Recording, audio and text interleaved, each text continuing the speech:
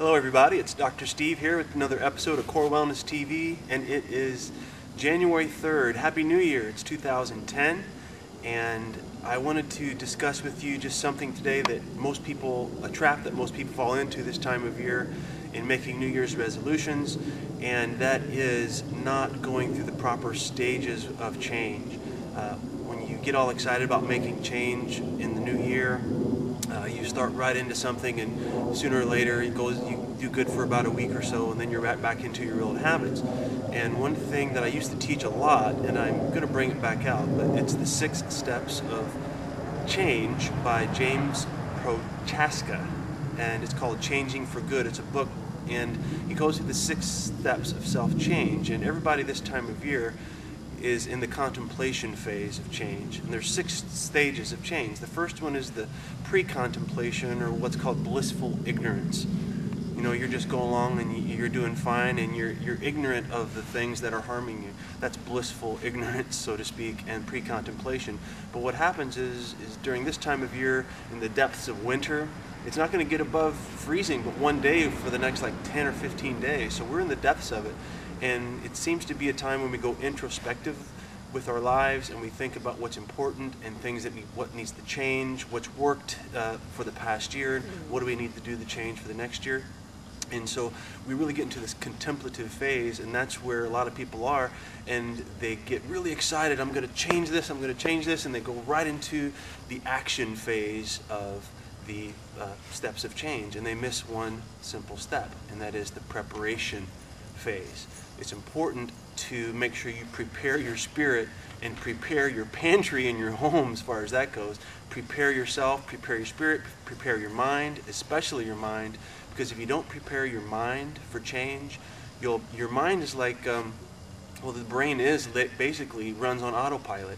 And if you all of a sudden, it's like if you're driving or flying an airplane and you go off course and you change the steering wheel, but you know that plane's on autopilot going from LA to New York, that plane's going to go to New York no matter when you let go of the steering wheel. After you make that change, your plane's going to go right back on course for New York, because you never changed the program in your mind.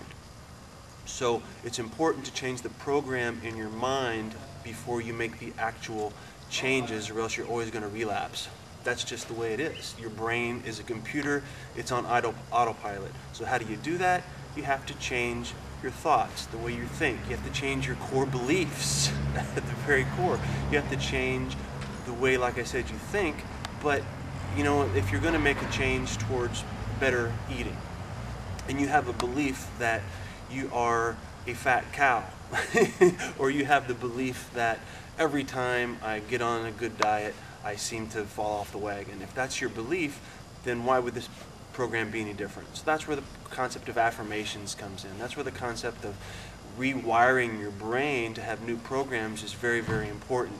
So be aware that your programming is crucial. So use affirmations. Affirmations like, I am so grateful that I'm finally in the process of making healthy change. So in this process of changing your mindset, changing those thoughts and that wiring, that tape that runs through your brain all the time into something more positive, where you can actually be successful, is so, so important. And in order to do that, you have to stay with it. You have to do it every day. You have to do it. The best time to do it is as soon as you wake up in the morning and when you go to bed at night. You may have heard that before. You find a couple of things, you write them down. I am so grateful that I am finally in the process of making healthy change. I am so grateful that I am finally choosing good food to eat. And then your brain starts getting that message, and whenever you eat foods that's bad for you, then your brain says, wait a minute, this is wrong. So you know, you got to train your brain. So that's a big part of the 6 steps to change, is the preparation. So we talked about pre-contemplation. We talked about contemplation, where you start thinking about doing something. We talked about preparation, preparing your mind, preparing your pantry in your house, preparing with proper shopping, preparing with good education, preparing by committing to someone, a friend or a colleague or someone that you work with, and say, let's do this together, make a public commitment, those kinds of things. Get in a group that's doing it all together, so there's some responsibility and accountability. That's preparation. And then action is doing it, getting out there and doing it. And again, that's where people fail, is they go straight to action without preparation. So action is just the simple concept of doing it. And then after action, you've done it for a while, then you have to maintain that action. So the next stage is maintenance of that action. And during maintenance, there's little times where you fall off and you drop down a few rungs on the ladder, and that's okay. You just have to be aware that you are on the right path, and as long as your mindset is right, you're going to continue to improve. Okay, and the last stage is what James Prochaska calls termination, and this is basically when you're free of even the urge to go back to your old patterns that were damaging. That's the termination phase. And some people say it's a myth. I think it is possible, but I think it takes a deeper level of commitment to go beyond just trying to modify your behavior in your mind and transmuting your mind, or not transmuting, but transcending your mind altogether, and being able to go into basically bliss through meditation or relaxation or contemplative prayer, something that makes you feel good from the inside out. So the geese follow me everywhere. I did this the other day at Perrin Park, and the geese are always coming by and saying hi, so I love the geese. Maybe you're Evan Almighty. I'm Evan Almighty, that's right. The termination, to transcend thought altogether. When you transcend thought altogether and you come in communion with spirit, essentially, when you come in communion with total bliss and total love, you never have the desire to grip and grasp for things outside you to make you happy, because you're happy from the inside out.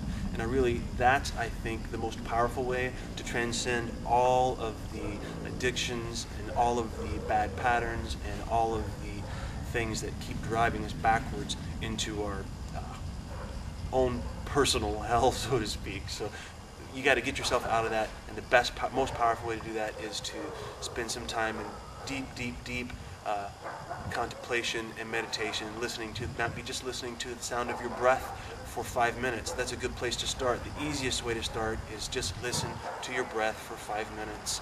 If thoughts come in, let them pass and go back to the sound of your breath, go back to what your breath is doing in your body. It's a simple way to start a very strong meditative practice. Meditation, some people get hung up on the word meditation. You can use the word relaxation response. It doesn't matter. Just find your bliss and find that connection where all the thoughts go away, and it's because the thoughts are what drives us crazy anyway. So anyway, just a couple of thoughts on New Year's, making resolutions stick, and until next time, keep thinking good thoughts, eating good food, and keep moving.